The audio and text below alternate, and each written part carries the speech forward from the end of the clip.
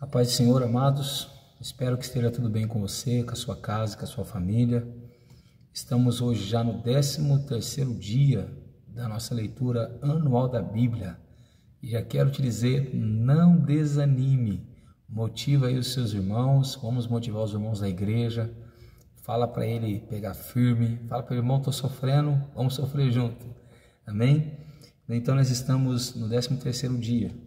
O texto de hoje, da nossa leitura anual, é de Gênesis 36 até Gênesis 37, amém? E se você não leu aí a porção diária, leia aí a porção diária, amém? E depois volte aqui no vídeo e nós vamos aqui meditar no versículo devocional. E o nosso texto devocional de hoje é o capítulo 37 e o verso de número 2, amém?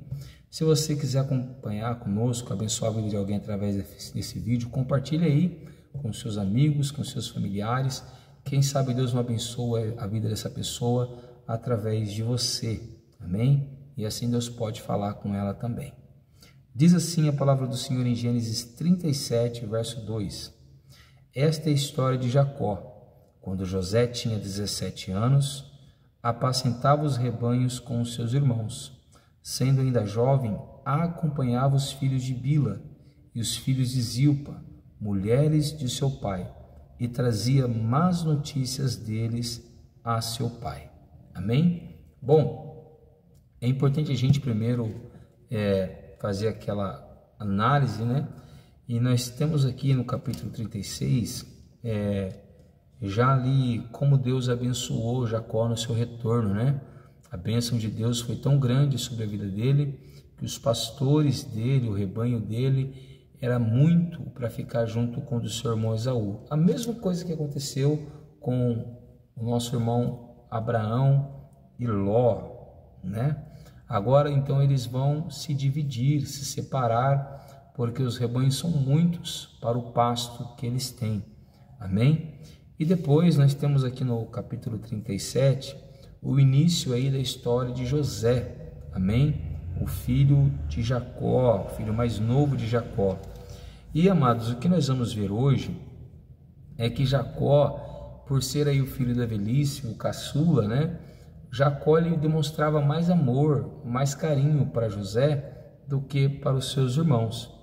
E José, ele já estava naquela idade de acompanhar os seus irmãos para apacentar as ovelhas, né, para cuidar dos rebanhos. E é interessante que, como Jacó era muito próximo de José, era muito provável que Jacó falava muito sobre o que era certo, o que era errado. Ele então estava ali ensinando, doutrinando seu filho, talvez o que ele não conseguiu fazer muito com os outros. E aí nós vamos ver que José tinha já uma característica dele de não concordar com o erro. Isso é muito importante, porque já fazia parte do plano de Deus na vida de José. Se nós temos em nós um sinal do plano de Deus, o sinal dele é esse. A gente não concorda com aquilo que está errado. A gente denuncia aquilo que não agrada ao coração de Deus. E aqui nós podemos ver que quando ele ia lá ajudar os irmãos a apacentar os rebanhos, as ovelhas, ele via que os seus irmãos tinham más procedências. Eles faziam o que era errado, faziam o que não agradavam a Deus e ao seu pai. Então ele trazia para o seu pai as má notícias dos seus irmãos.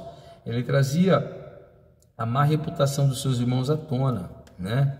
E Deus quer nos chamar a atenção hoje, porque se você é alguém que quer viver os sonhos de Deus, se você quer viver quer ser alguém que quer viver os planos de Deus para a sua vida, você não pode se conformar com aquilo que está errado. Você não pode aceitar as coisas que não provêm de Deus, amém? Aquilo que desonra a Deus, aquilo que Deus não concorda, que Deus não aplaude, nós também não podemos aplaudir. Vamos dar um exemplo: se Deus denuncia a corrupção, nós também precisamos denunciá-la. Se Deus denuncia o aborto, se Deus não ama o aborto, nós não devemos ser de acordo com o aborto, e assim por diante, amém? Então que nessa manhã Deus possa trabalhar poderosamente no seu coração para que nós venhamos passar a tomar as decisões que precisamos tomar. Se for de denunciar o pecado, denunciar o pecado. Se for de dizer não ao pecado, nós vamos dizer não ao pecado. E aí os irmãos de José passaram a odiar ele por 3 motivos, certo? O primeiro, que ele era o mais amado de seu pai, mais do que todos. Segundo motivo, porque ele denunciava o erro dos seus irmãos. E o terceiro motivo, ele era odiado porque Deus começou a dar a ele sonhos, ou na verdade, o que muitas pessoas não entendem, é que Deus começou a revelar para um jovem o que ele queria fazer na sua vida. Amém? Então existe uma diferença muito grande entre sonhos e entre a revelação de Deus através do sonho, certo? A revelação de Deus através do sonho é quando Deus quer mostrar o plano que Ele tem para as nossas vidas.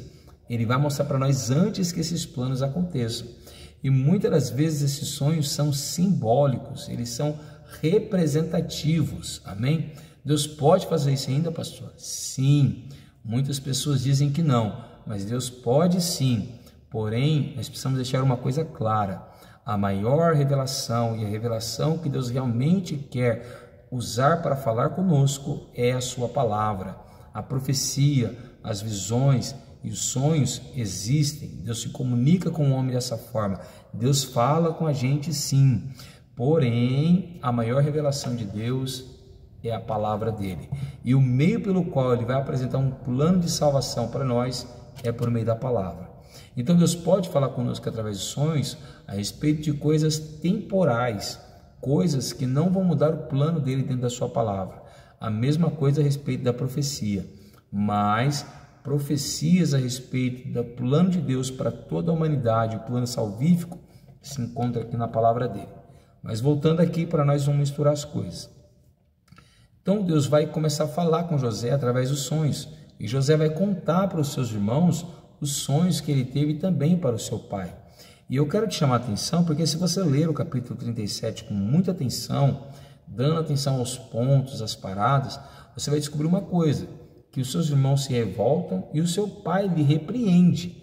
Porém, o pai dele começa a guardar essas coisas dentro do coração. Assim como Maria fez quando as pessoas começaram a falar sobre Jesus, quando os acontecimentos ao redor de Jesus eram assim, fora do comum. Maria não entendia, mas ela guardava aquelas coisas dentro do seu coração. E José, quando começou a revelar para o seu pai as coisas que ele estava sonhando, o que Deus estava mostrando para ele, que ele ainda não sabia que era Deus, ele começou a guardar aquilo no coração. Amém?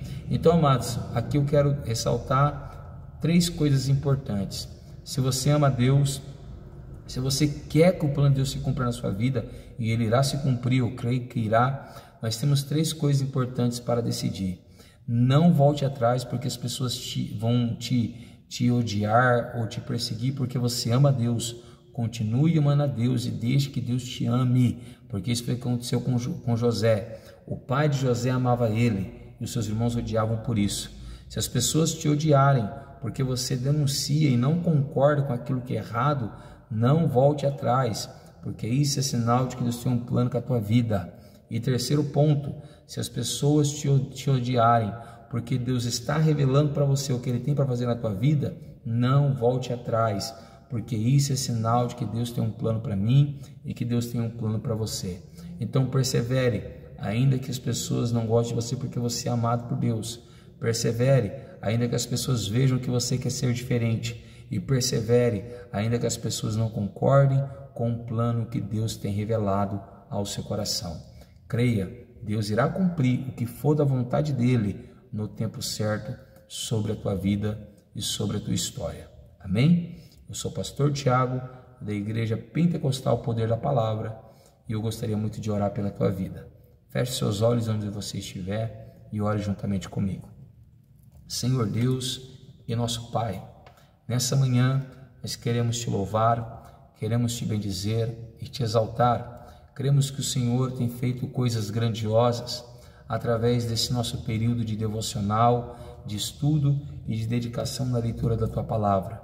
Nos abençoa, Senhor, nos dá a visão do teu reino, dá-nos um coração sensível como o de José, sensível aos teus propósitos, sensível ao seu querer. Ele é um jovem que vai começar a ser muito perseguido, mas ele não vai retroceder e nem vai deixar de confiar no Senhor por causa das provações. Que nós venhamos ser da mesma forma, Senhor, ainda que sejamos perseguidos, ainda que sejamos caluniados, que nós não venhamos olhar para trás, muito pelo contrário, que nós venhamos continuar confiando no Senhor e servindo ao Senhor com todo o nosso coração. Abençoa, Senhor, a tua igreja nessa manhã, que o Senhor venha ser com eles e que o Senhor venha guardar-lhes de todo mal, que os teus planos, os teus sonhos se cumpram sobre a vida deles e que eles vivam o melhor daquilo que o Senhor tem preparado para eles, não somente hoje, mas para todo sempre. Amém, Senhor Jesus. Compartilha, curte e se inscreva no canal da igreja. Que Deus abençoe a sua vida e um ótimo dia para você e para sua casa.